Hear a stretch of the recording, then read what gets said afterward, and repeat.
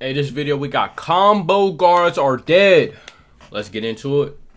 Guard, the fans' favorite archetype in the league. Those scoring guards with deep bags who can flip a game in a matter of minutes. Players who can give you 40 points purely off jumpers.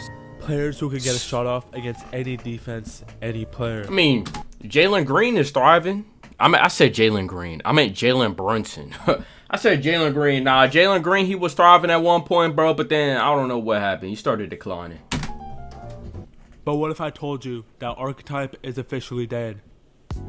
The 2025 NBA offseason has been a quiet one, but that doesn't mean we haven't learned a lot. And one thing has clearly stood out. The NBA no longer values these scoring guards. Jordan Poole at age 24 averaged 22 points on good efficiency, and he was traded for little to no value.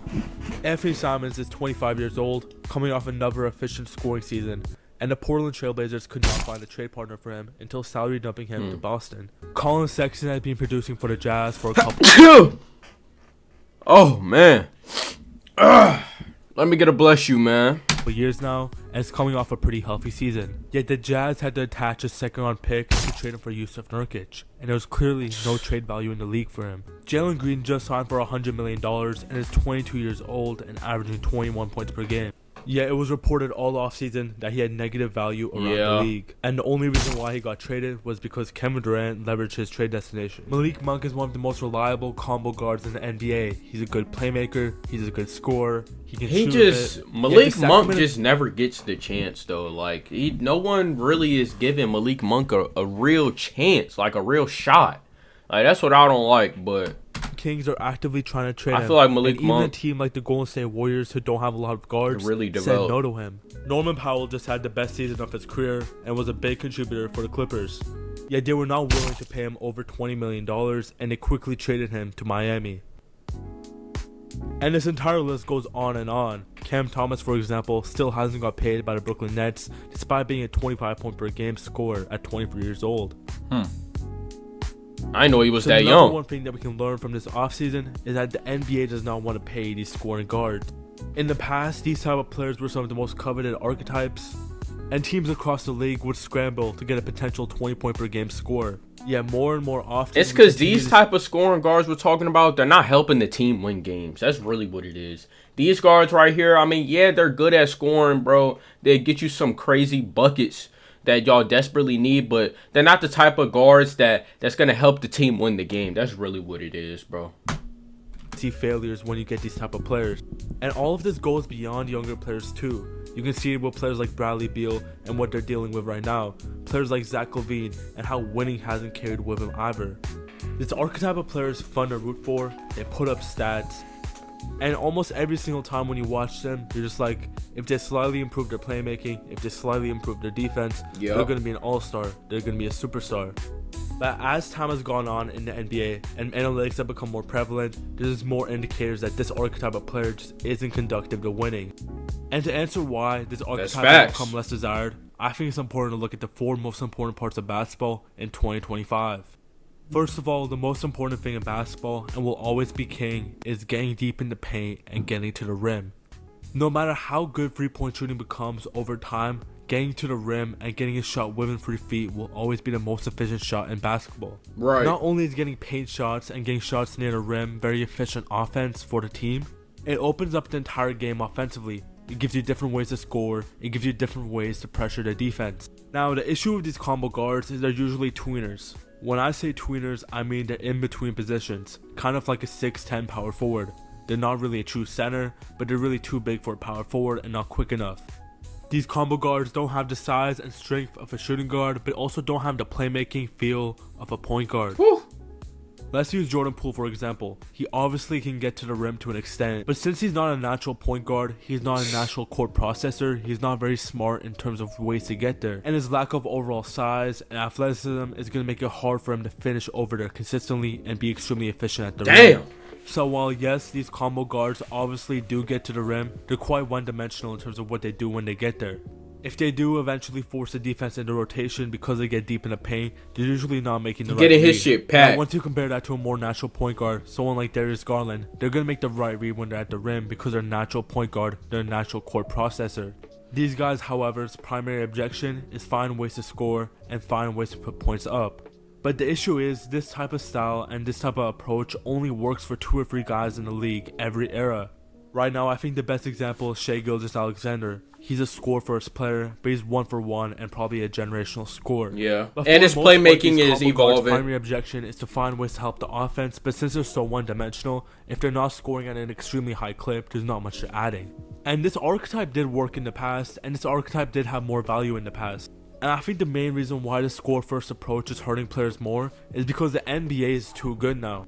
Back then, role players weren't talented enough, NBA is so too having these good players now. were able to take a lot of shots, players were able to find ways to get shots up, were more valuable. But now that NBA shooters are so good, NBA role players are so good, getting a wide open shot for your team is as good as getting a good shot for yourself. And since NBA teams are scoring so much now, nearly 115 points a game, you have to be extremely efficient with the ball for your offensive impact to actually matter. The best That's shots true. in basketball are shots at the rim and wide Oh open my, look at catches this to Yoki. threes. And since this archetype is usually playing a lot of one-on-one, playing for the pick and roll, trying to find offense for themselves, they're not usually getting that. Now, this does not mean that these type of players do not have any type of impact. That would be factually incorrect. Every team needs multiple ball handlers, every team needs multiple scorers, and needs multiple players who are comfortable with the ball in their hands and scoring on one-on-one situations. That's always going to be important in fundamentals of basketball. But if we've learned anything from this year's playoffs and this year's finals, is that it's not the most important thing.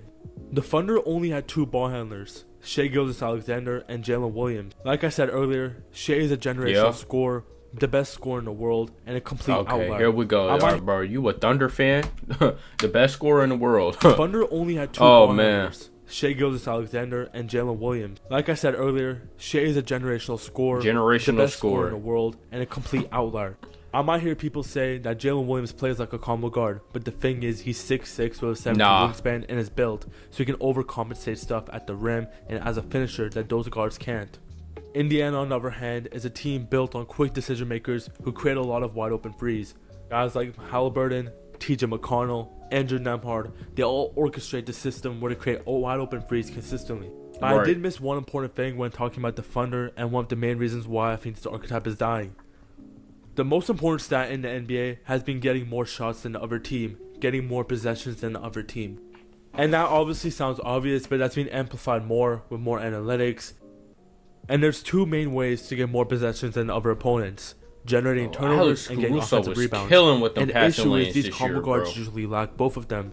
These combo guards usually aren't athletic, they usually aren't big. And ask yourself, what do combo guards do best?